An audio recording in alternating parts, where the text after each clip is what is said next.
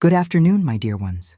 My name is Teresa, I'm 75 years old, and today I came here to tell you a story from my life that I kept to myself for a very long time. A story that changed everything. A story about a phone that rang every week on the same day, at the same time, and about the most painful secret a husband can hide from his wife. Before I begin, I'd like to ask a little favor from you all. If you can, please leave your like on this video, subscribe to the channel, and tell me in the comments where you're watching from. I love knowing that there are people from all across America and even from other countries following these stories. So go ahead, hit that notification bell, leave a like, and tell me, which city are you watching from? I read every single comment, you know? Now, let's get to it. This story begins back in 1972. I was 32 years old, had been married to Augustus for 10 years, and we lived in a small town in rural Missouri. A small town, one of those where everyone knows everyone, where we left our front doors unlocked, where children played in the streets until dark. You know how it was? It was a simple life, but it was a good life. Augustus was a traveling salesman. He worked with fabrics, traveled to other towns in the region, selling to stores and seamstresses. He was a hard-working, responsible man who never let us lack for anything at home.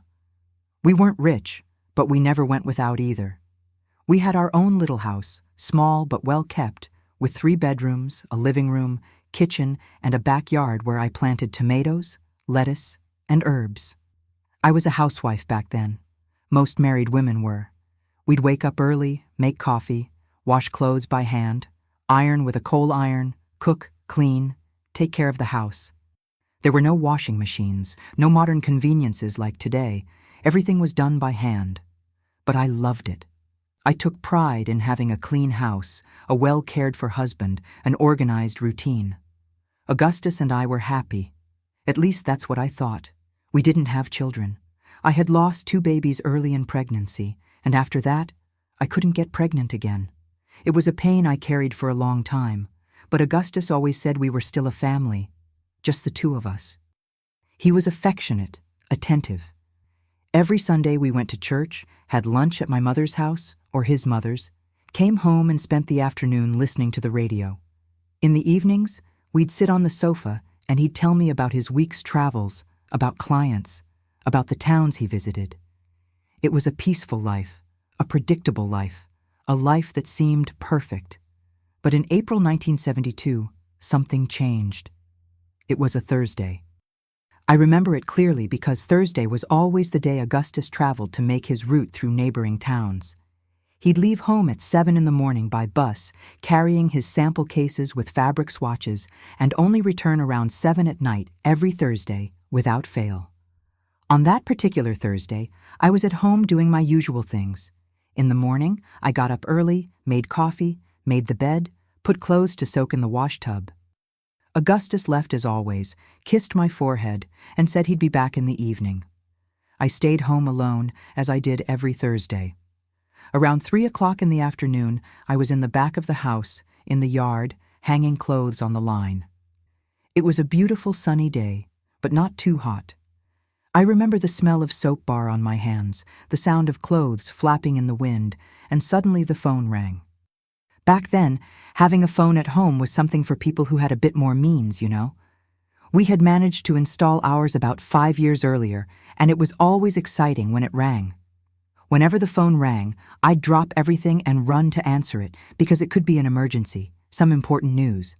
So when I heard the phone ring from inside the house, I dropped the wet clothes in the basin and ran inside. The phone was in the living room, on a corner table, near the window. It was one of those old black phones with a heavy rotary dial that made a loud noise when it rang. Ring, ring, ring, ring. I ran from the kitchen to the living room, wiping my hands on my apron, but when I got close to the phone, it stopped ringing. There had been exactly 3 rings. I counted later, when I started paying attention. 3 rings, and it stopped. I stood there looking at the phone, a bit confused. I thought, oh, must have been a wrong number. The person gave up. I picked up the receiver anyway, put it to my ear. Silence. Not even a dial tone. Nothing. The call had been dropped. I put the receiver back on the hook and went back to the yard to finish hanging the clothes. I didn't think much about it. It happened sometimes, right? Phone would ring, person would give up, or it was a line problem. Normal stuff. Augustus came home that night, as always, around 7-something. He came home tired, with heavy cases, complaining it had been a long day. I served dinner: rice, beans, beef with onions, tomato salad. We ate while talking about his day, about sales, about a difficult customer he had encountered. And then, out of nowhere, in the middle of our conversation, he asked, "Oh, Teresa, did the phone ring today? Did anyone call the house?" I thought the question was a bit strange, but I answered normally. It did ring around 3 in the afternoon, but when I went to answer, it had already stopped ringing. Must have been a wrong number. And I swear to you, I saw his expression change. It was quick, but I saw it. His shoulders relaxed. He let out a small sigh, almost imperceptible, and quickly changed the subject. At the time, I didn't think much of it, but that stayed tucked away in a corner of my mind. The following Thursday, it happened again. 3 o'clock in the afternoon, I was in the kitchen peeling potatoes to make lunch for the next day. The phone rang. Ring, ring, ring, ring, ring, ring. 3 rings. I dropped the knife, wiped my hands on the dish towel, and ran to the living room. But when I got there, the phone had stopped ringing again. I picked up the receiver. Silence. Nothing. How strange, I thought. 2 Thursdays in a row, same time. That night, Augustus came home, and again in the middle of dinner he asked, "Did the phone ring today?" I answered, "Yes, it did, at 3 in the afternoon, just like last week, but it stopped ringing before I could answer." And again I saw it. He relaxed, became lighter, as if a weight had been lifted from his shoulders. I began to find this very strange. On the 3rd Thursday, I paid close attention. 3 o'clock in the afternoon arrived, and I was right near the living room, folding clean laundry on the sofa. I kept my eye on the wall clock, a round wall clock with big numbers that went tick-tock, 2:55, 2:58, 2:59. 3 o'clock sharp. The phone rang. Ring, ring, ring, 3 rings, and stopped. I was 2 steps from the phone. I grabbed the receiver immediately, put it to my ear. Hello? Silence. But it wasn't a dead silence, you know? It was a living silence, as if someone on the other side was holding their breath. I could sense there was someone there. Hello? Is anyone there? Nothing. And then, a click. The person hung up. I stood there, holding that heavy phone with my heart racing. Something was very wrong. This wasn't a coincidence, wasn't a line problem. It was intentional. Someone was calling my house every Thursday at the same time, letting it ring exactly 3 times, and hanging up on purpose. Why? That night, when Augustus came home, he asked the same question. Did the phone ring today? And this time I decided to answer differently. It rang and I answered. I saw him freeze. The forkful of food stopped halfway to his mouth. He looked at me with an expression I'd never seen before. It was fear. There was fear in his eyes. And who was it? He asked, trying to seem casual, but his voice came out shaky. Nobody. The person hung up on me as soon as I said hello. He took a deep breath, put his fork on his plate, ran his hand over his face. Must be a prank call, he said. There are a lot of kids with nothing better to do, just troublemakers. But I knew my husband, and I knew when he was lying. The weeks went by. Every Thursday, 3 o'clock in the afternoon, the phone would ring 3 times and stop, always, without fail, with a precision that was actually frightening. I tried everything. One Thursday, I sat in the living room from 2:30 in the afternoon, with the phone in front of me, just waiting. When it rang, I answered on the first ring. Hello? On the other side, I heard breathing, heavy breathing, nervous, and then a click. They hung up. Another Thursday, I tried calling back. Back then, some phone exchanges had a system where you could dial a code, I think it was 69, and call back the last number that had called you. I dialed, it rang and rang and rang, Nobody answered. I went to the phone company, talked to the operator, explained the situation. She said there was no way to trace calls like that it would have to be at the exact moment the phone rang, and even then it was complicated. She took down my complaint, said she'd check if there was a problem with the line, but nothing changed. Every Thursday, 3 o'clock in the afternoon, 3 rings and stop. This went on for 6 months. 6 whole months, 24 Thursdays in a row. And every Thursday night, Augustus would come home and ask, "Did the phone ring today?" And I'd see the relief on his face when I said I hadn't been able to answer. Why was he relieved? What didn't he want me to discover? I started paying attention to other details. On Thursday nights, when he came home, Augustus was always more tense than on other days. He had deeper, dark circles under his eyes, would drink a shot of whiskey before dinner, something he never did on other days of the week. He avoided looking directly into my eyes when we talked, and after dinner, he'd sit quietly, staring at nothing, lost in thoughts he didn't share with me. I tried to start conversations, ask if everything was okay, if something had happened at work, if he was worried about something. He always said everything was fine, that it was just tiredness from traveling, but I wasn't stupid. 10 years married, I knew that man, and I knew he was hiding something from me. The worst part was that I started imagining things. My mind began creating stories. Could he have a lover? Could it be that every Thursday when he said he was going to work, he was meeting another woman? And this woman was calling my house just to... what? To check if I was home, to provoke, to mark territory? The more I thought about it, the more obsessed I became.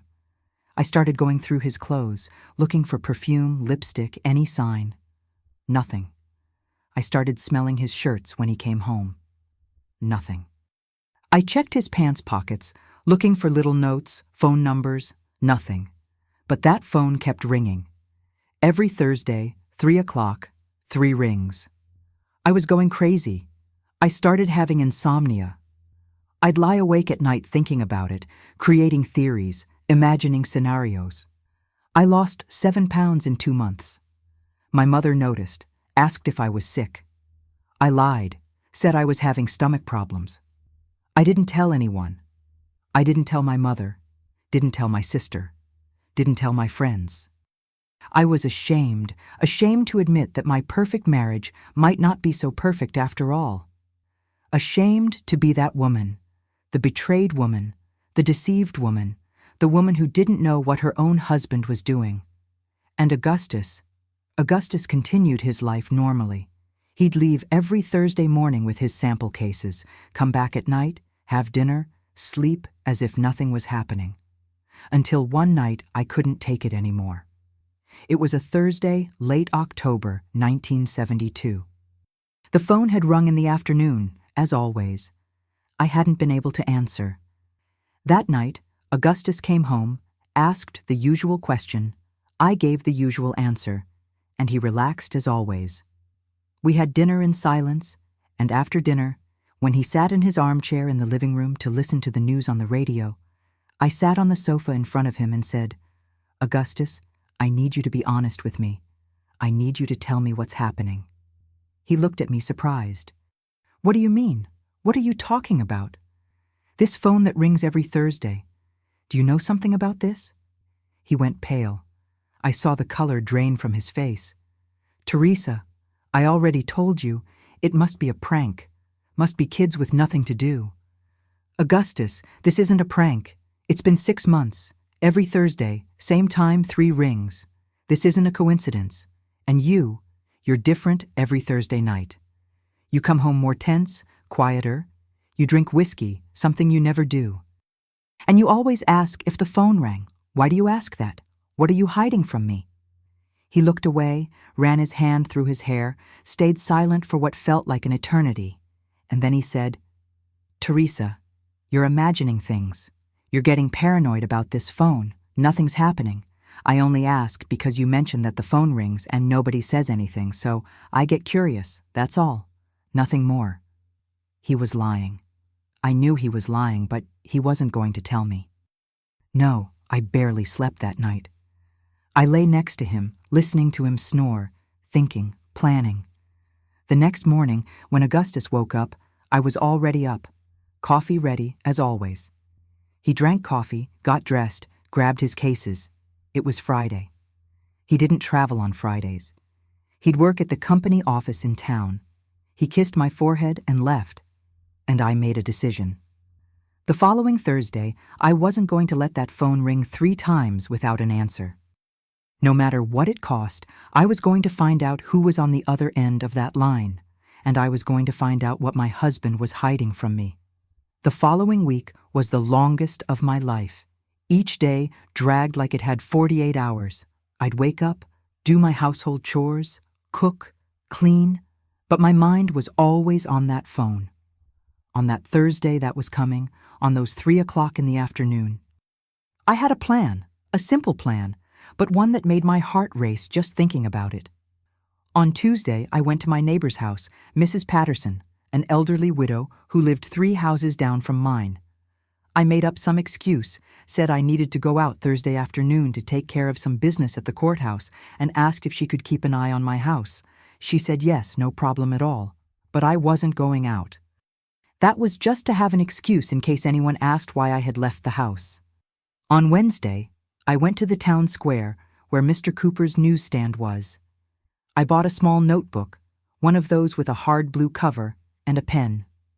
At home, I wrote down everything that had happened up to that point, the dates, times, how many times the phone had rung, Augustus's reactions. I wanted to have everything documented in case I needed to prove something later. Thursday morning, I woke up before Augustus. I made strong coffee, the kind that keeps you alert. My stomach was in knots. I couldn't eat anything. I just drank the black coffee, no sugar. Augustus got up around 6:30, took a shower, got dressed, had coffee with me in the kitchen. He was quieter than usual. I noticed he was looking at me sideways, as if he was evaluating something. When he grabbed his cases to leave around 7 in the morning, he stopped at the door and looked at me intently. "Teresa, are you okay? You look strange." I forced a smile. "I'm fine. I just didn't sleep well last night. Must be the heat." He kept looking at me for a few more seconds, as if he didn't believe me, but then shrugged, gave me his usual forehead kiss, and left. As soon as I heard the gate close, I let out the breath I'd been holding. My hands were shaking. I spent the entire morning trying to keep myself busy, but it was impossible. I washed the coffee dishes 3 times because I forgot I had already washed them. I swept the house twice. I paced back and forth like a nervous hen. Noon came. I heated up yesterday's lunch. I had made pasta. I put it on my plate, but could barely eat. My stomach was closed with anxiety. 1 o'clock in the afternoon, 2 o'clock. Each minute passed too slowly. 2:30 in the afternoon, I went to the bathroom, washed my face with cold water, looked at my reflection in the mirror. I was pale, had dark purple circles under my eyes, looked 10 years older. "Courage, Teresa," I said quietly to my reflection. "You need to know the truth." 2:45. I went to the living room. I sat in the chair next to the phone. I stared at the clock on the wall. The second hand moved slowly, slowly, slowly. Tick-tock, tick-tock, 2:50. My hands were sweating. I wiped them on my dress skirt. 2:55. My heart was beating so hard I could hear the sound of it in my chest. Thump, thump, thump, thump, thump, thump. 2:58. I put my hand on the phone. Ready. 2:59. I held my breath. 3 o'clock in the afternoon sharp. The phone rang. Ring. On the first ring, I snatched the receiver from the hook and put it to my ear. "Hello?" Silence on the other side. But it wasn't an empty silence. It was a full silence, full of breathing, full of presence. There was someone there, someone who didn't expect me to answer. "Hello, who is this? Who's there?" And then a voice, a female voice, low, trembling, frightened. "No, no, no, you weren't supposed to answer." My blood ran cold. "Who are you? Why are you calling my house?" "He said never to answer. He said—" The voice was panicked. It was a woman's voice, but it sounded strange, weak, as if the person was very far away or very sick. Who said? Who is he? What are you talking about? I heard a sob on the other side, and then the call dropped. Click. Silence. I stood there, holding that heavy phone against my ear, hearing the dead sound of the line. My whole body was shaking. It was a woman who knew I wasn't supposed to answer. A woman who someone, probably Augustus, had instructed never to let the call go through if I answered. Why? Who was she? What was happening? I hung up the phone with hands shaking so much I almost dropped it on the floor. I sat on the sofa because my legs were weak. I put my hands on my head. A woman. He had a woman calling our house, and he knew. He knew and was hiding it from me. I started to cry. It wasn't loud crying. It was quiet, muffled crying, the kind that hurts in your chest. I cried there alone in the living room, with the afternoon sun coming through the window, with the sound of the street outside, children playing, dogs barking, normal life happening while mine was falling apart. How long did I stay there? I don't know. Could have been 10 minutes, could have been an hour. When I managed to get up, I went to the kitchen, washed my face in the sink, looked out the window at the yard. Everything the same, clothes drying on the line, chickens pecking around, the peach tree in the back. But nothing was the same. Nothing would ever be the same again. I went back to the living room, looked at the phone, and made another decision. I needed to find out who that woman was, and I knew how to do it. I went to the bedroom, got my purse. Inside, it was the paper where the phone company operator had written down my complaint protocol weeks ago. It also had the phone number for the central office. I dialed. It rang 3 times before someone answered. Phone company, good afternoon. It was the same operator from before, Mrs. Johnson, an elderly woman with a tired voice who knew half the town. Mrs. Johnson, this is Teresa, Augustus's wife. Do you remember I came there a few weeks ago complaining about strange calls? Oh yes, Mrs. Teresa, I remember. Were you able to identify who it was? No, but today I answered, and I need to know where that call came from. Is it possible for you to check for me? She hesitated. Look, Mrs. Teresa, that's not really protocol, you know. We don't usually give out that kind of information. Please. My voice came out more desperate than I wanted. Please, Mrs. Johnson, I need to know. It's very important. There's something very wrong happening, and I need to understand what it is. Silence on the other side. Then a sigh. Okay, give me a few minutes and I'll check here in the records. What's your number again? I gave her the number. I heard her shuffling through papers, typing something. Back then they wrote everything by hand, in big record books. Let me see here. Calls received today. 3 o'clock in the afternoon, right? Yes, exactly 3 o'clock. More paper shuffling. My heart was beating fast. Found it. The call came from... Wait, that's a strange number. It's a long-distance central number. Let me see where it's from. I waited.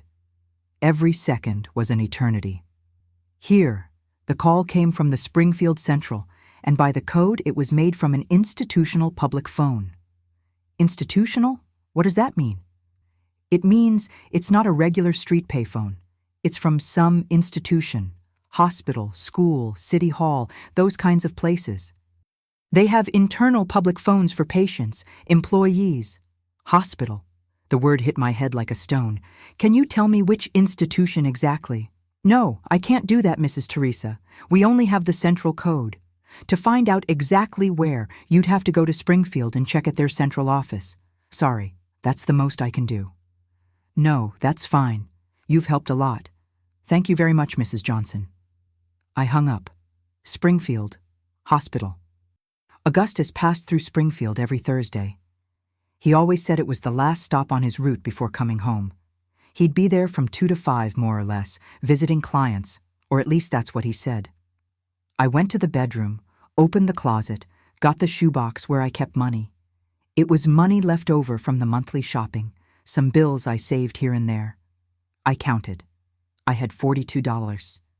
It wasn't much, but it was enough for what I needed. I looked at the clock. 4:30 in the afternoon. Augustus would be home around 7, as always. I had 2.5 hours. I put on a clean skirt, a blouse, pinned my hair in a bun, put on some face powder to disguise the paleness. I put on my good shoes, grabbed my purse, the money, and left the house. The town bus station was tiny, only had 2 platforms. I got there almost running. I went straight to the ticket window.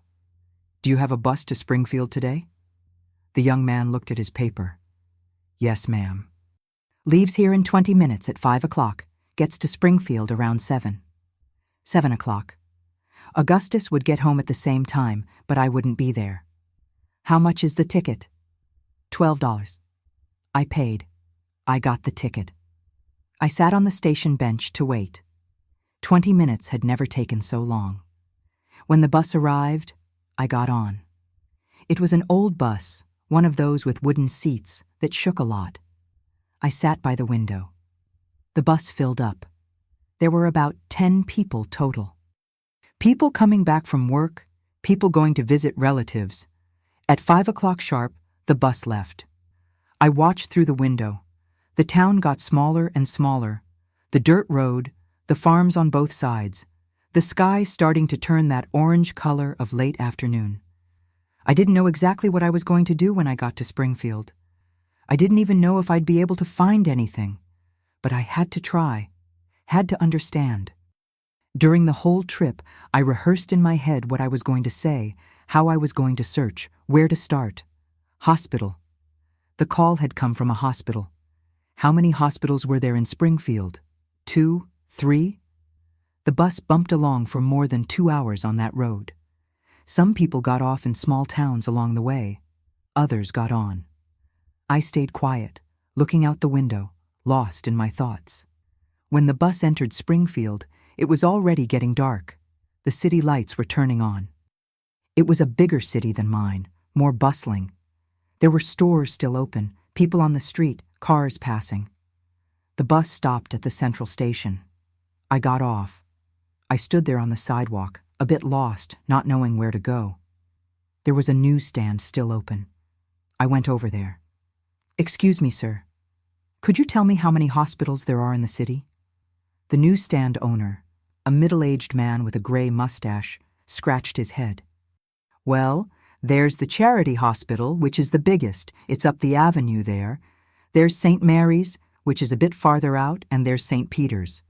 But that one's different." "Different how?"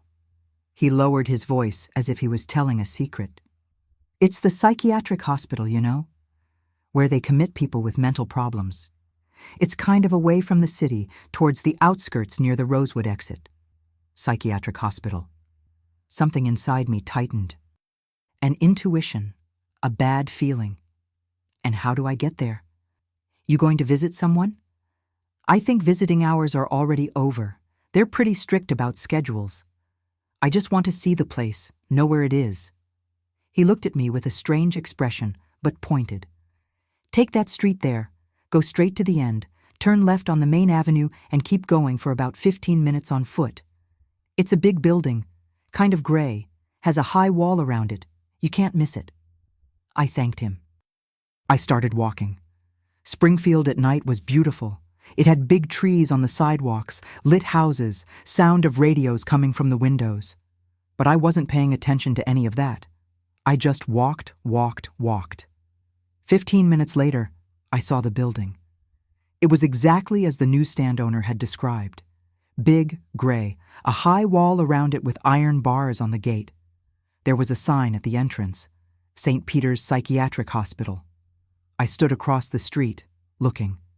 It was a sad place. You could see some lit windows on the upper floor, bars on the windows. Everything very quiet, very closed. Why would a call have come from there? Because every Thursday at 3 in the afternoon, someone from that hospital was calling my house. I crossed the street. I got close to the gate. There was a guard in a small guardhouse on the side. I took a deep breath and went in. The guard saw me and stood up. "Good evening, ma'am. Can I help you?" "Good evening." "I came. I need to speak with someone." He looked at his watch. Look, visiting hours are already over. It's only tomorrow again, from 2 to 5 in the afternoon. No, it's not a visit. I just need to speak with someone from administration. It's important. He looked at me suspiciously. About what? I thought quickly. It's about a patient, Helena. I need to know if there's a patient here named Helena. I don't know where that name came from. It came out of my mouth without me thinking. But the moment I said it, I knew. I knew I had guessed right. The guard frowned. Ma'am, I can't give out information about patients. That's confidential. If you want to know about someone, you have to come at the right time and speak with administration. Please. My voice trembled. Please, it's very important. I just need to know if she's here. That's all. He sighed, looked to the side, as if checking if anyone was watching. Look, lady, I shouldn't do this, but you seem like a decent person. Let me check here in the register. He went back to the guardhouse, got a big folder, started flipping through it. Helena. Helena what? Last name? I froze. I didn't know the last name, didn't even know if it was really Helena. I don't know the last name, but she's around 35 years old, more or less. He kept looking. There's a Helena here, yes. Helena Ferreira Williams, 36 years old, admitted since 1960. That's 12 years.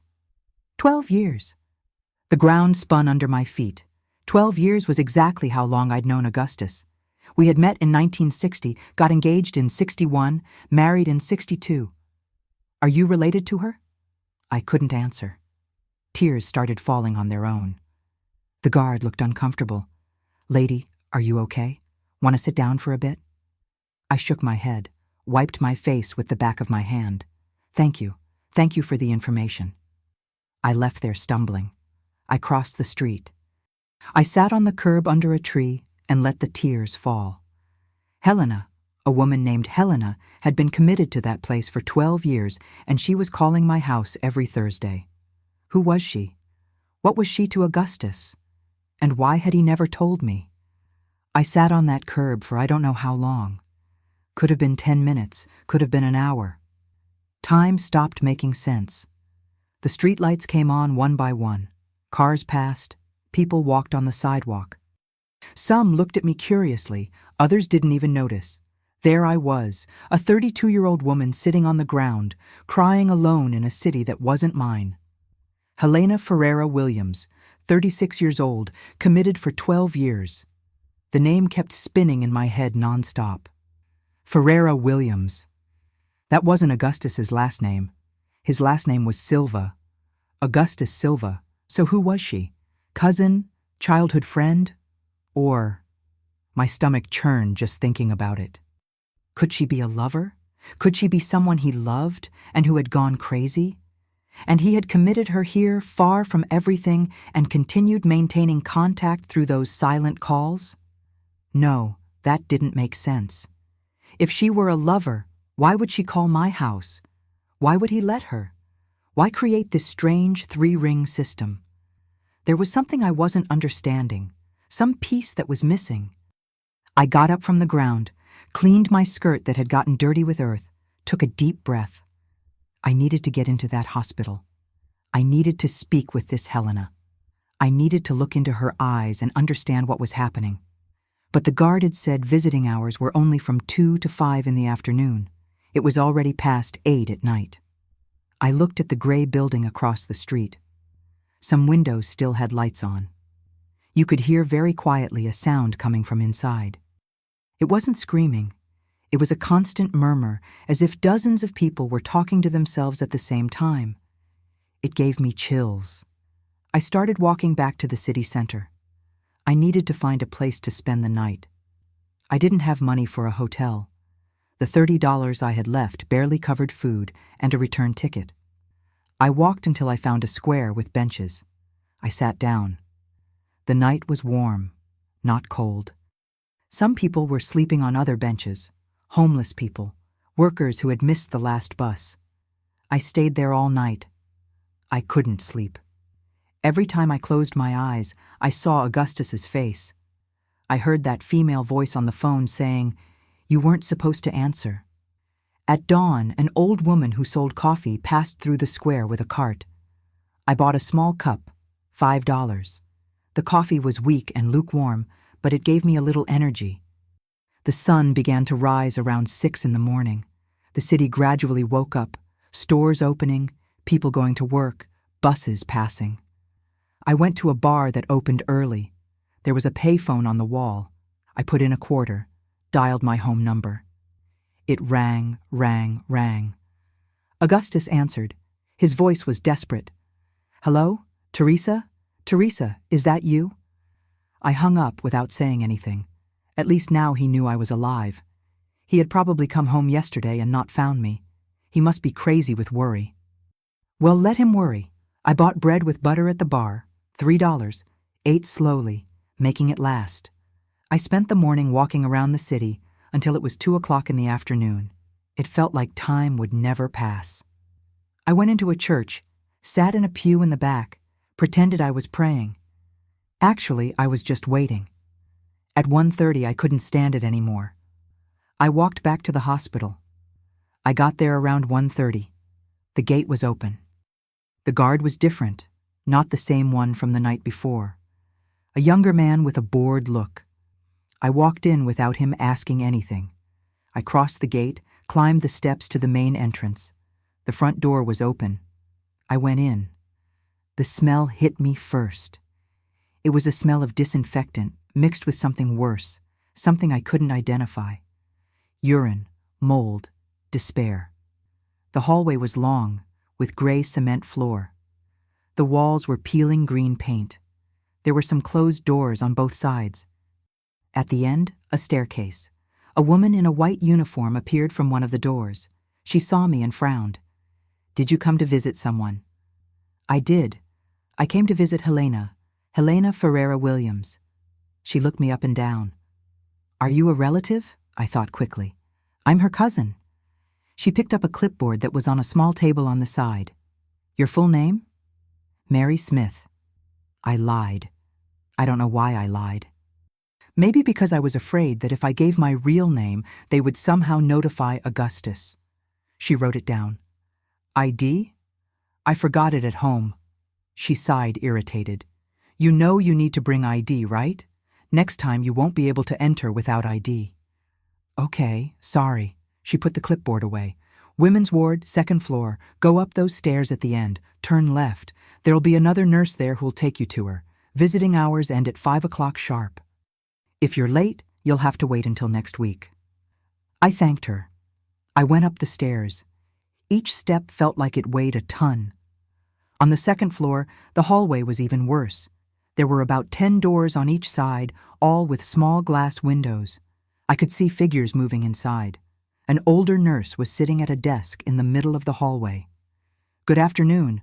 I came to visit Helena Ferreira Williams." She got up without saying anything, grabbed a bunch of keys, walked to a door at the end of the hallway, unlocked it. 15 minutes. She opened the door. It was a small room, white walls, an iron bed, a barred window, a chair, and sitting on the bed, a woman. She was thin, very thin. Her face bones showed too much. Brown hair, short, somewhat tangled. Sunken eyes with dark purple circles, pale skin, as if she hadn't seen the sun for years. She wore a gray hospital gown. She was barefoot.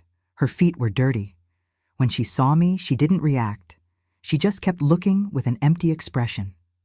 The nurse closed the door behind me. I heard the key turn in the lock. I stood there near the door, not knowing what to do. "Helena?"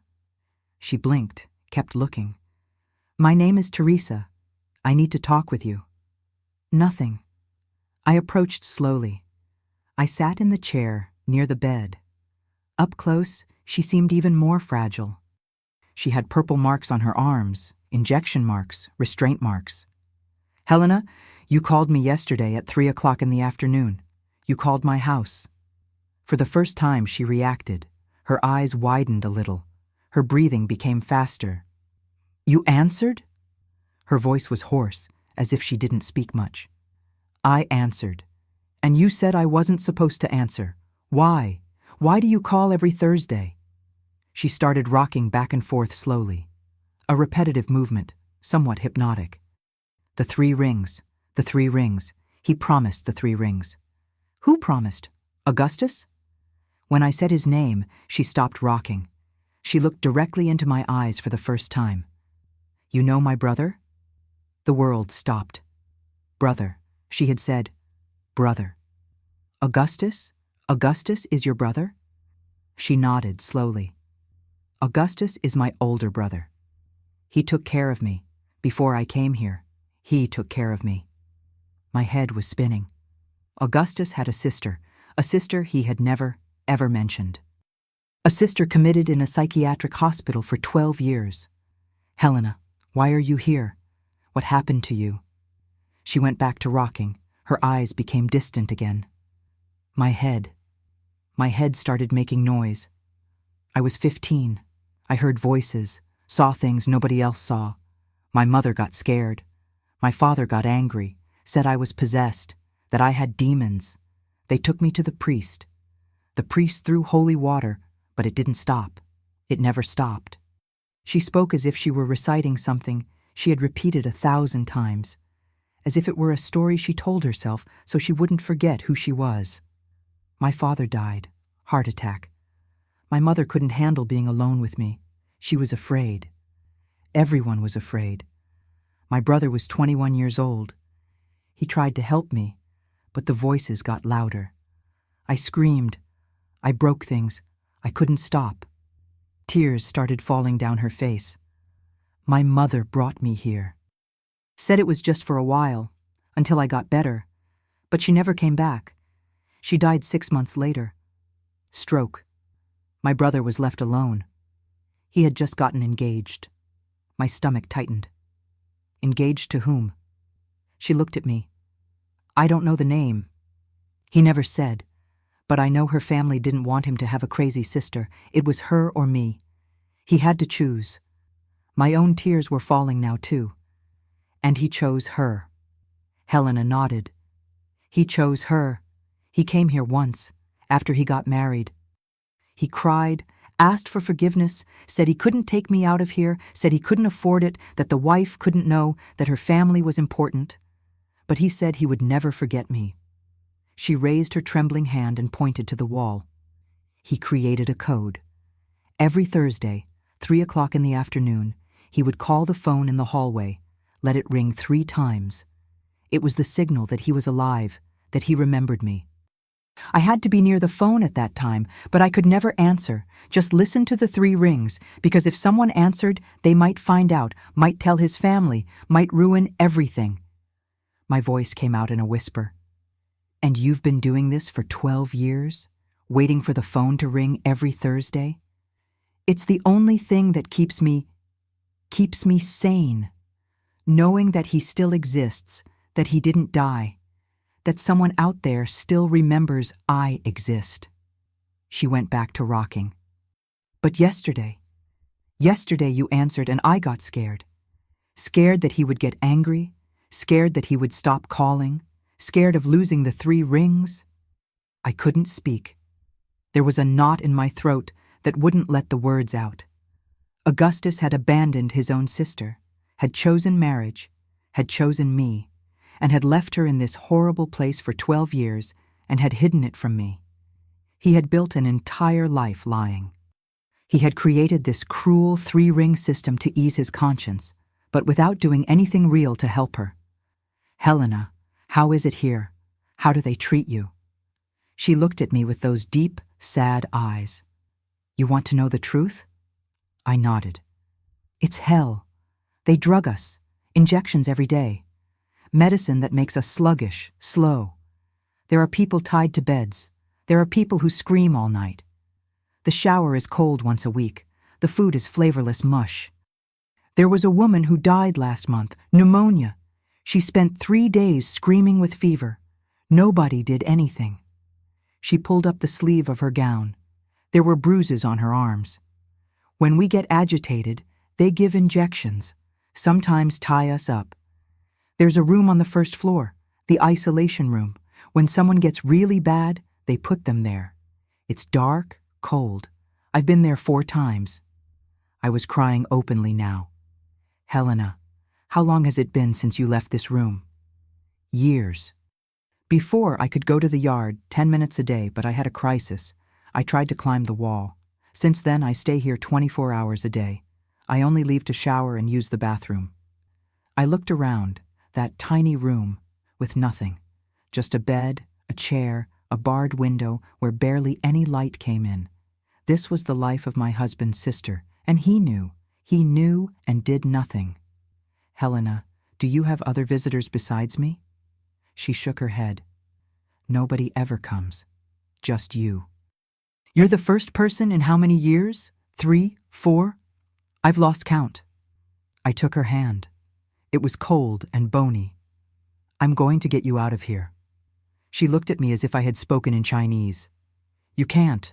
Nobody can get me out. Only family can sign for release, and my only family member is my brother. And he won't sign. He can't. The wife can't know. I am the wife. The silence that fell was deafening. Helena looked at me, really looked for the first time. She studied my face, my eyes, as if she were seeing an apparition. You're her? The woman he chose instead of me? I nodded, tears streaming. I didn't know, Helena. I swear. I didn't know anything. He never told me about you, never said he had a sister. I found out yesterday, when I answered the phone and you spoke. She started trembling. She pulled her hand from mine. You need to go away. If he finds out you came here, if he finds out you know, what will he do? Lock me up here too? The question came out more bitter than I intended. Helena shrank back on the bed. He made a choice. He always makes the right choice for him. He chose me until I was 15. Then he chose you. He'll choose again, and it won't be me or you. It'll always be him. It's him. There was so much truth in those words that it hurt physically. The door opened. The old nurse was there. 15 minutes are up. Just a little more, please. It's over, out. I got up from the chair. I looked at Helena one last time. I'll come back, I promise. She didn't answer, just went back to rocking, looking at the wall, at the invisible rings of a phone that only rang in her head. I left that room with my heart shattered. I went down the stairs, crossed the hallway, left the hospital. The afternoon sun was strong, hot. The world outside continued normal. Cars passed, birds sang, but nothing was normal. Nothing would ever be again. I took the bus back to my town. During the whole trip, I stared out the window, not really seeing anything. When I arrived, it was already night. I went straight home. Augustus was sitting in the living room with his head in his hands. When he saw me come in, he jumped from the chair. Teresa, thank God, where were you? I looked for you all day. I went to your mother's, went to your sister's, went to the neighbor's. I thought something had happened. I was about to call the police. I put my purse on the table, looked at him. I went to Springfield. He went white. You went? I went. I met your sister, Helena. He staggered, grabbed the wall so he wouldn't fall, and then, finally, after 12 years of lies, he collapsed. Augustus let himself slide down the wall until he was sitting on the floor. He covered his face with his hands and began to sob. They were loud, desperate sobs from someone who had held something too heavy for too long and finally let it drop to the ground. His whole body shook. I stood there looking at this man I had shared a bed with for 10 years. This man I thought I knew, crying like a child on the floor of our living room. I didn't feel pity. No, immediately I felt. It was anger, an anger that rose from my stomach and burned my throat. Get up and tell me everything from the beginning. He continued crying for a few more minutes, then wiped his face with the back of his hand, dragged himself to the sofa, sat down. He was hunched over, looking at the floor, with his elbows resting on his knees. I sat in the armchair in front of him, far away. I didn't want to be close. Talk. He took a deep breath. His voice came out hoarse, broken. Helena, she's 4 years younger than me. When we were children, we were very close. I took care of her, protected her at school. We played together. I taught her to ride a bike, to climb trees. She was the best part of my childhood. He ran his hand through his hair, pulling hard, as if he wanted to tear it out. When she turned 15, something changed. She started hearing things, seeing things. She'd wake up in the middle of the night screaming. She said there were people in her room, but there was nobody there. She'd spend hours talking to herself. My mother was terrified. My father thought it was nonsense. He'd hit her when she started screaming. He said she was possessed. His voice got lower. We took her to the town doctor. He said it was a mental thing, that there was no cure, that she needed to be committed before she hurt herself or others. My mother didn't want to believe it. We took her to a priest. The priest did an exorcism, threw holy water, prayed for hours. It didn't help at all. Helena only got worse. He looked at me for the first time. His eyes were red, swollen. Then my father died, heart attack. It was sudden, from 1 hour to the next. I was 20 years old. I had to take over everything, supporting the house, caring for my mother, caring for Helena. But Helena was impossible. She had violent crises, broke things, hurt herself. Once she took a knife and kept cutting her arm, saying she needed to get the insects out from under her skin. He started crying again. My mother couldn't take it. She cried all day, couldn't sleep at night, afraid Helena would do something. And one day she told me, "Either you commit your sister, or I'll kill myself." She said this looking straight into my eyes, and I knew she was serious. "So you committed her?" I committed her. I took her to the hospital in Springfield. She begged me not to leave her there. She grabbed onto me, screaming that she would get better, that she would stop hearing the voices, but I left her. I signed the papers and left there while she screamed my name. He hunched over even more, his head almost to his knees. 6 months later, my mother had a stroke. She died in the hospital and I was left alone. 21 years old, alone in the world, carrying the guilt of having abandoned my sister. "But you weren't alone. You were engaged to me." He nodded. "I was. We had been dating for 2 years. You were everything I wanted. Beautiful, educated, from a good family. Your parents liked me. Your mother said I was a good catch, hard-working, responsible. Everything was going well until your family found out about Helena. Your mother found out. I don't know how. I think someone from my old family mentioned something. She came to me one day, called me to talk, and said in so many words, 'My daughter is not going to marry a man who has a crazy sister committed. This is a bloodstain. This passes to children. Either you forget this sister exists, or there's no wedding.'" He wiped his face again. I tried to argue. I said Helena was being treated, that she would get better, that one day she could get out. Your mother laughed in my face. She said people like that never get better, that they become a burden for the rest of life. And she gave me a week to decide. "And you decided." I decided. His voice came out in a whisper of shame. "I was 21 years old. I was in love with you. I didn't want to lose you. And Helena was already there. She was already being cared for. She had shelter, food, medicine. What more could I do?" The anger I felt increased. "What more could you do? You could have chosen your sister. You could have broken up with me. You could have been honest." I know, but I was a coward. I was selfish. I wanted both things, you and a clear conscience. So I created that stupid 3-ring system. He looked at me with an expression of desperation. I went to visit her once before we got married. I told her everything. I said I was going to get married, but that I would never forget her. I promised I would send money every month to the hospital. I promised I would call every week to see if she was okay. And I created that code.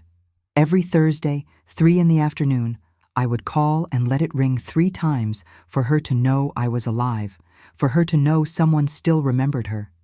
And you did this for 12 years. I did. Every Thursday without fail. Every week when I went to Springfield to make my route, I would pass in front of the hospital.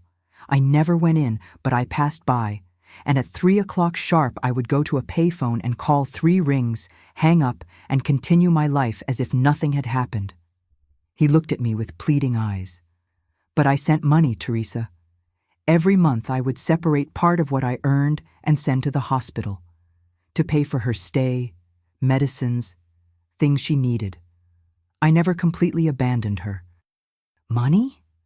The word came out with contempt.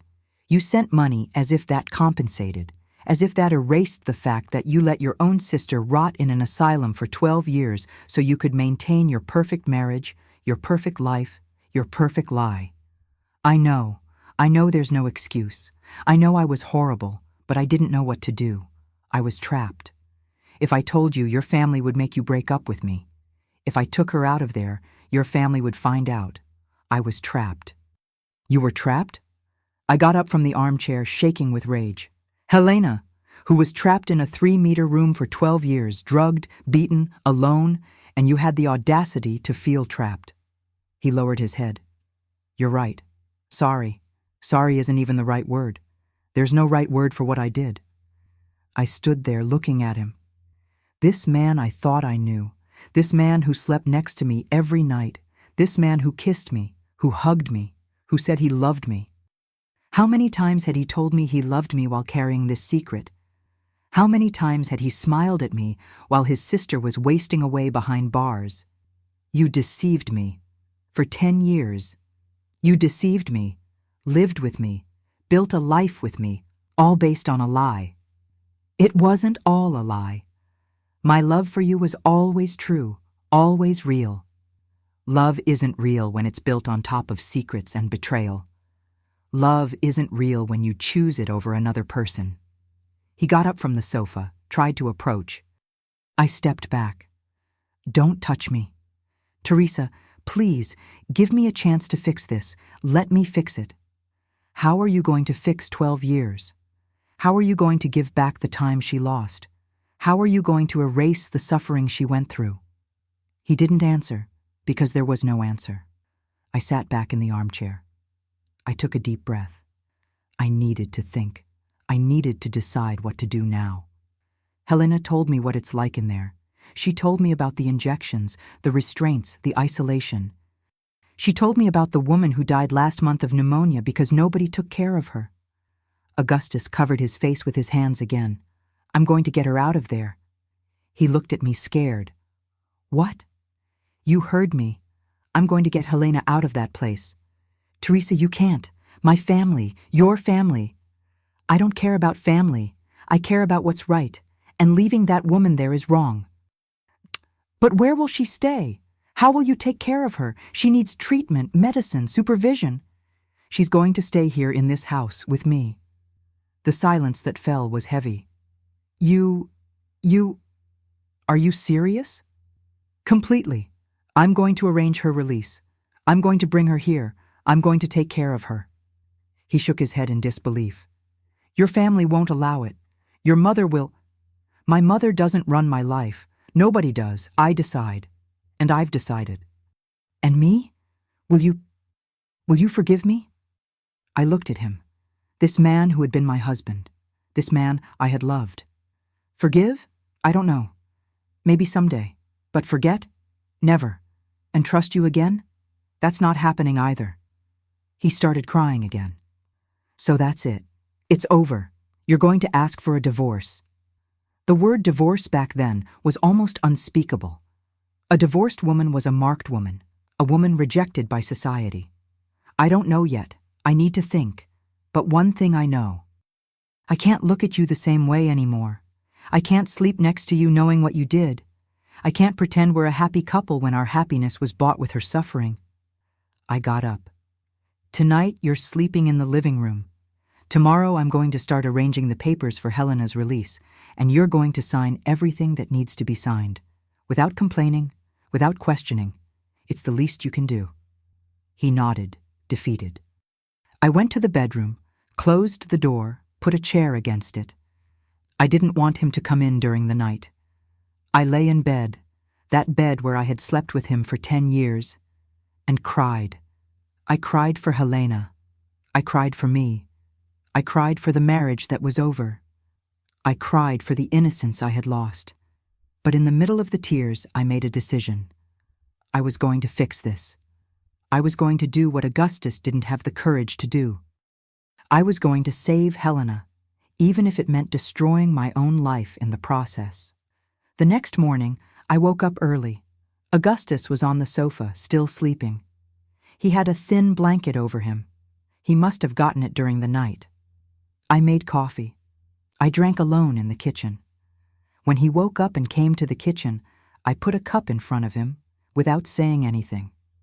He drank in silence. Today you're coming with me to Springfield. We're going to talk to the hospital administration. He nodded. We took the 8 o'clock bus, a 2.5-hour trip in uncomfortable silence. I sat by the window, away from him.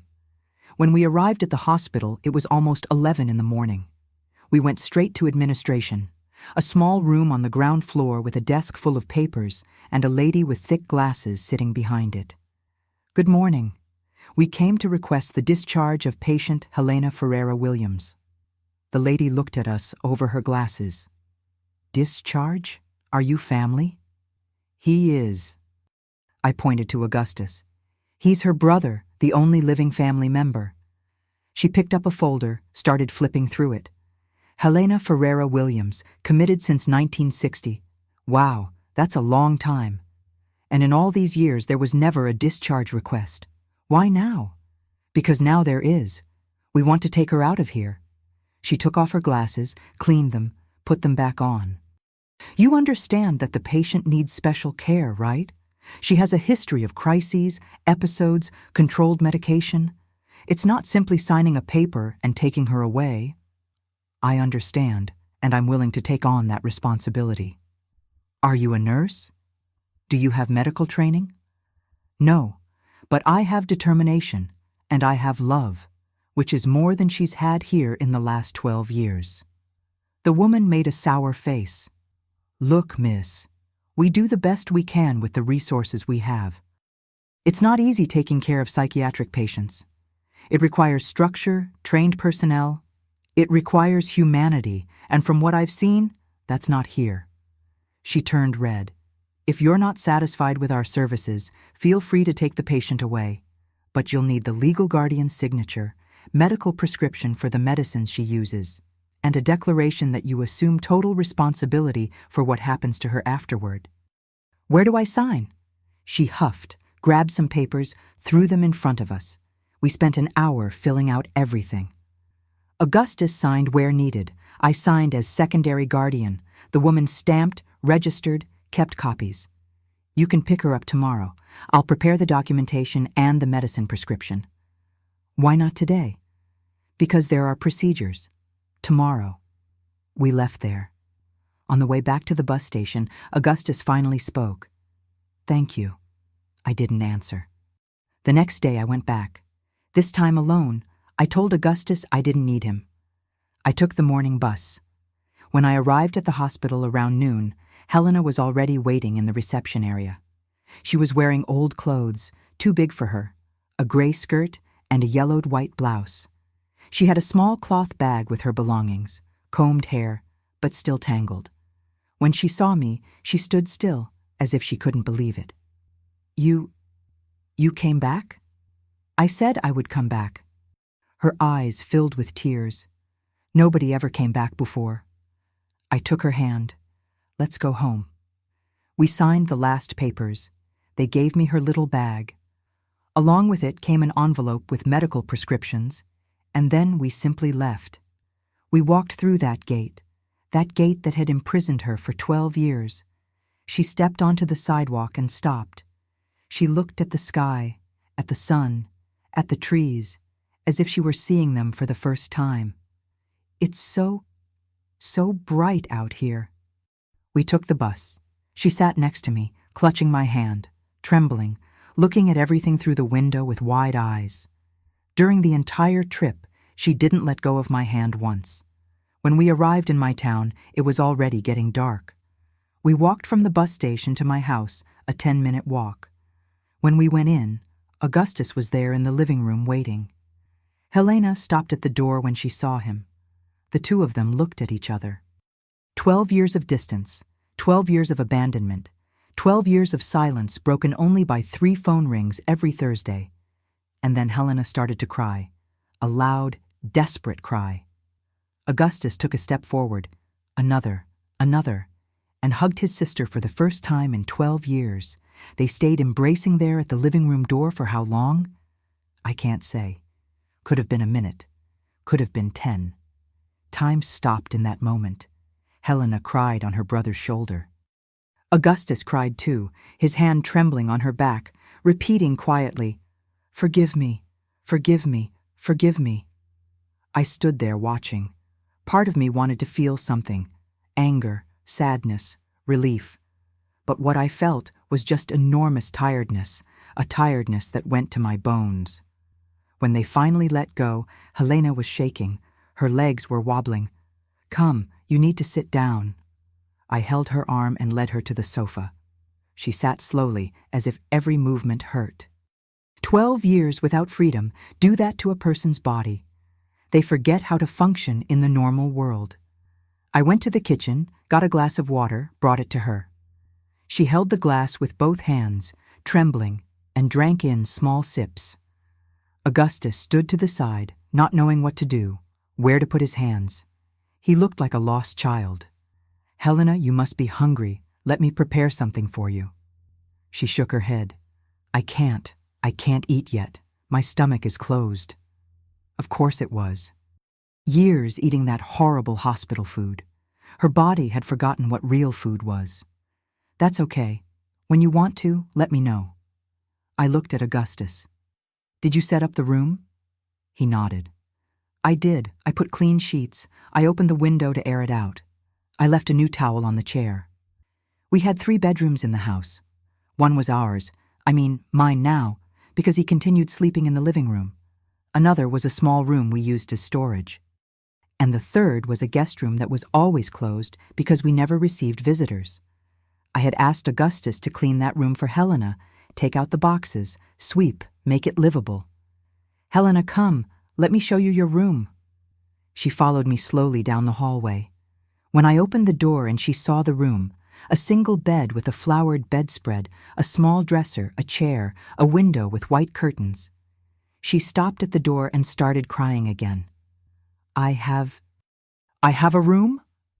The question broke my heart. "You do. It's yours. You can do whatever you want here. Nobody's going to lock the door. Nobody's going to tie you up. You're free." She went in slowly, as if she were stepping on sacred ground. She sat on the bed, ran her hand over the sheet, looked at the window. It faced the backyard. You could see the peach tree, the chickens pecking around. "There's a tree? Can I see a tree from the window?" "You can. And tomorrow, if you want, you can go to the backyard. You can touch the tree. You can pick peaches. You can feel the grass on your feet. You can do everything you couldn't do there." She lay on the bed on her side in fetal position, still crying quietly. I got the bedspread, covered her.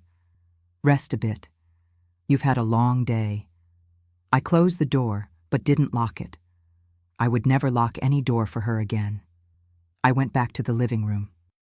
Augustus was sitting on the sofa, his head in his hands again. "And now?" I sat in the armchair. "Now we take care of her. We help her readjust. We give her what she needs." "And us? What about us?" "I don't know. I haven't decided yet. I just know that for now the priority is her. We'll see about the rest later." He nodded. That night none of us slept well. I stayed awake, listening to the sounds of the house, afraid Helena would wake up scared, afraid she'd have a crisis. But she slept all night. She was probably too exhausted to wake up. Early in the morning, when the sun started coming through the kitchen window, I began making coffee. The smell must have woken her, because a few minutes later I heard the bedroom door opening. She appeared in the hallway, barefoot, wearing the same clothes from the day before. Her hair was even more messed up. She looked around disoriented. "Good morning. Did you sleep well?" She took a while to answer, as if she were processing the question. I slept without injections, without noise, without lights on all the time. It was strange. Strange good or strange bad? Good, I think good. I pulled out a chair for her. Sit here. I'm going to make you coffee with milk and bread with butter. She sat, looking out at the backyard through the kitchen window. The chickens were pecking around outside. The sun was hitting the leaves of the peach tree. I put in front of her a cup of very light coffee with milk, warm and fresh bread with butter that I had gone to get at the bakery early. She looked at the bread as if it were gold. Bread, real bread. Real bread. Eat slowly. Your stomach needs to get used to it again. She took the bread with both hands, bit a small piece, chewed slowly, closed her eyes. Tears started flowing. I had forgotten. I had forgotten the taste. I stayed there next to her while she ate. It took almost half an hour to finish that small piece of bread, but she finished it and drank the coffee too in tiny sips. The first days were difficult. Helena would wake up in the middle of the night screaming, thinking she was still at the hospital. I'd run to her room, turn on the light, hold her hand and repeat, "You're home. You're safe. Nobody's going to hurt you." She had difficulty with simple things. She didn't know how to use the shower properly. At the hospital, it was that collective bath, quick, cold. When I showed her how to adjust the water temperature, she stayed under the warm shower for 40 minutes, just feeling the water fall. She was afraid to leave the backyard. When I suggested we go for a walk in the town square, she panicked. She said there were too many people, too much noise, that she couldn't breathe. We went back home running. At night, she couldn't sleep in the dark. I had to leave a dim light on in the hallway, with her bedroom door slightly open. The medicines she took were strong, 3 different types, 3 times a day. They made her kind of spacey, slow. I started researching, talked to the town doctor, showed him the prescriptions. He frowned, said it was a very high dosage, that with adequate monitoring, maybe we could reduce it. I started taking Helena to appointments with him every week. Slowly, very slowly, he reduced the medication and she literally began to wake up. Her eyes became more alive, her responses quicker, her body less limp. My mother found out, of course. News in a small town spreads like fire in dry grass. She showed up at my house 2 weeks later, furious. "Teresa, what do you think you're doing? You brought that woman to your house? That woman has a name. It's Helena, and she's Augustus's sister. I don't care what she is. You can't have a crazy person living here. What will the neighborhood think? What will the family say?" I don't care about the neighborhood, and if the family has a problem, the problem is theirs, not mine. My mother turned purple with rage. "You're going to regret this. This woman is going to give you trouble. She's going to embarrass you. She's going to ruin your reputation." Then let it be ruined.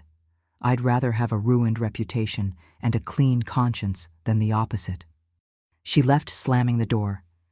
She didn't speak to me for 2 months. My sister also distanced herself. The neighbors started gossiping.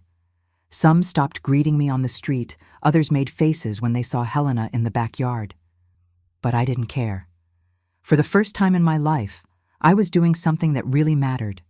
Something bigger than appearances, bigger than what others would think. As the weeks passed, Helena improved. She started talking more, smiling occasionally, helping with household chores.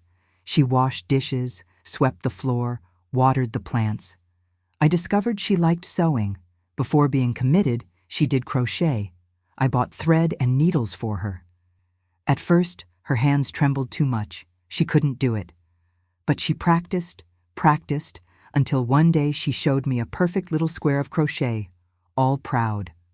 I remembered. My fingers remembered. I started ordering crochet work for her to do, doilies, napkins, table runners. I sold them to some acquaintances, gave her the money. It wasn't much, but it was hers. The first money she had earned in 12 years. Augustus tried to help. He talked with Helena every night when he came home from work.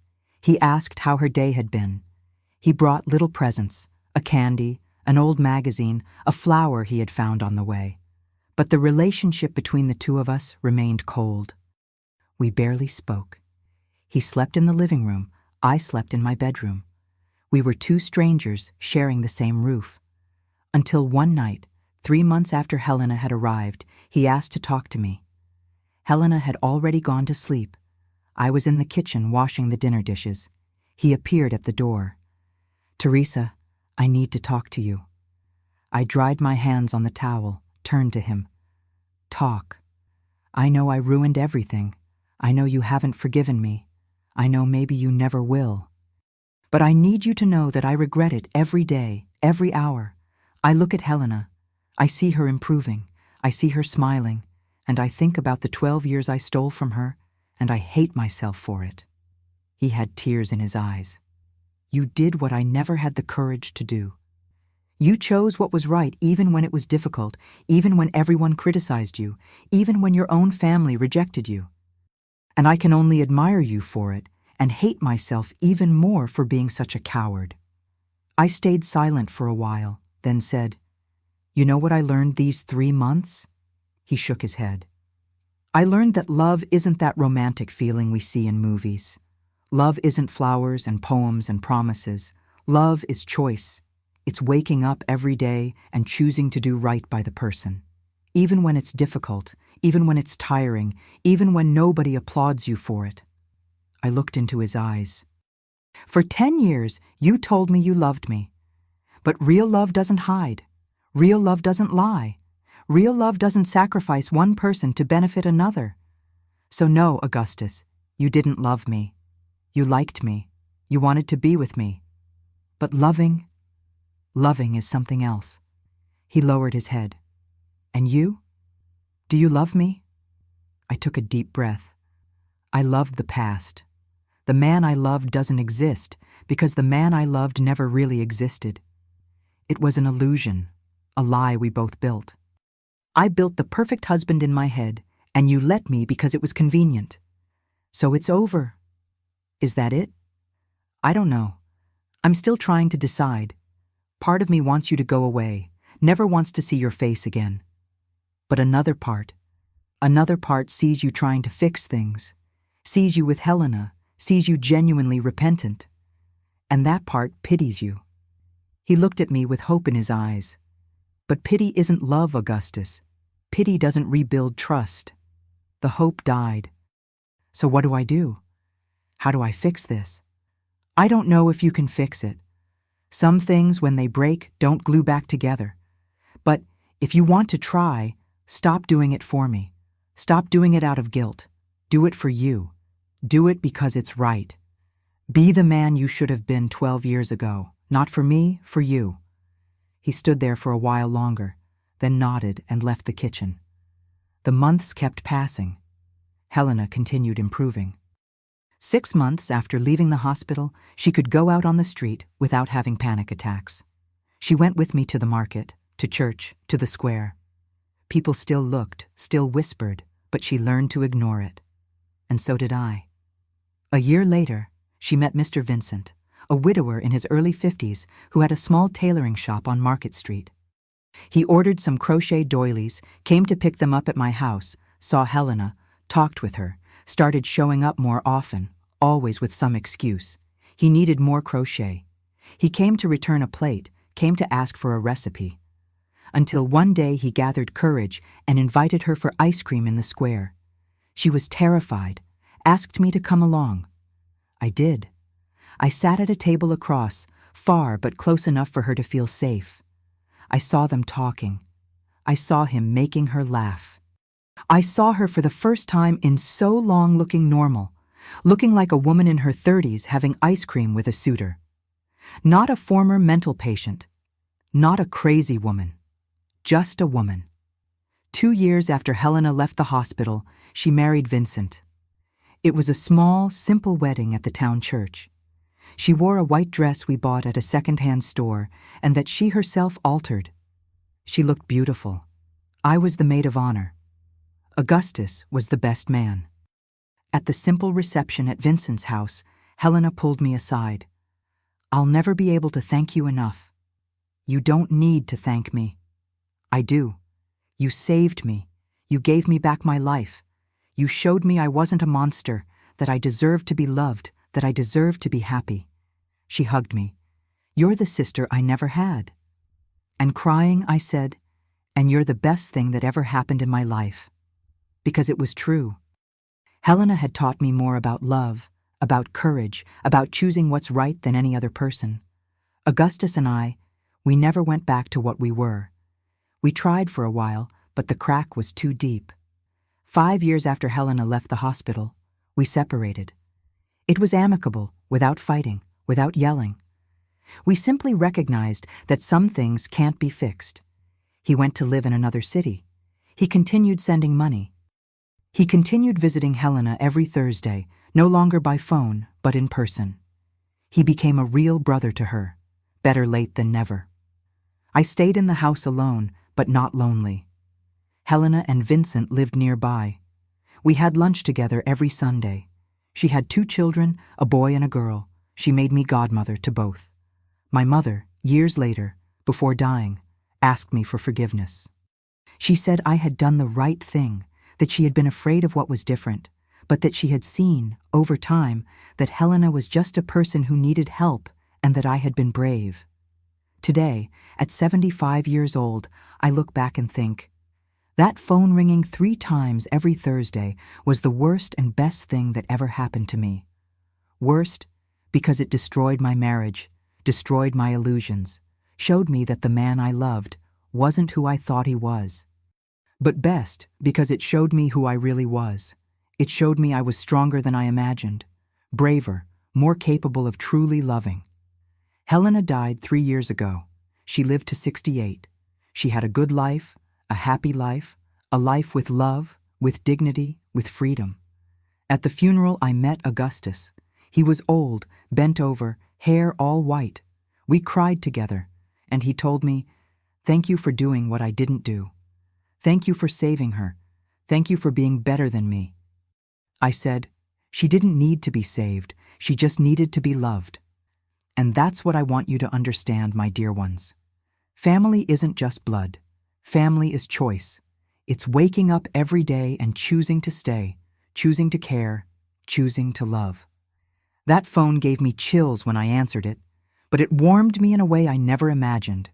It taught me that true love isn't easy, isn't convenient, isn't perfect, but it's real.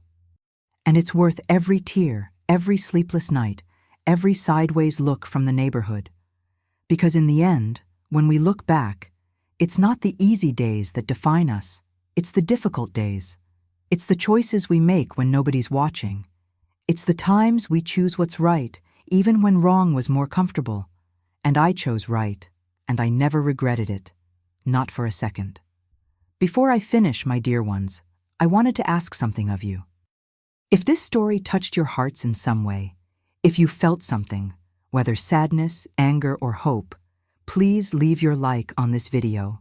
Subscribe to the Grandma's Diary channel, because every like, every subscription shows me that these stories matter, that these life lessons haven't been lost, that there are still people who believe that real love is about difficult choices, not about movie happy endings. And tell me in the comments, would you have done what I did? Would you have had the courage to choose what was right, even if it meant losing everything? Or have you been through a similar situation in your own lives? I read every comment, every single one.